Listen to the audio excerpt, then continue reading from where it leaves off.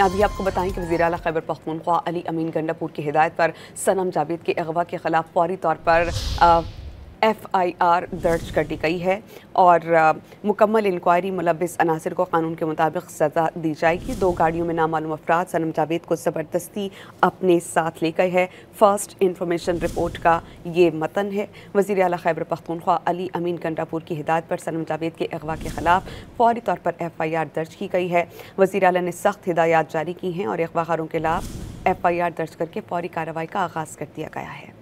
वज़ीर आला खैबर पख्तूनख्वा अली अमीन गंडापुर की हिदायत पर सनम जावेद के अगवा के खिलाफ फौरी तौर पर FIR दर्ज कर दी गई है और मुकम्मल इंक्वायरी मुलविस अनासर को कानून के मुताबिक सज़ा दी जाएगी। 2 गाड़ियों में नामालूम अफराद सनम जावेद को ज़बरदस्ती अपने साथ ले गए हैं। फर्स्ट इंफॉर्मेशन रिपोर्ट का ये मतन है। वज़ीर आला खैबर पख्तूनख्वा अली अमीन गंडापुर की हिदायत पर सनम जावेद के अगवा के खिलाफ फौरी तौर पर FIR दर्ज की गई है।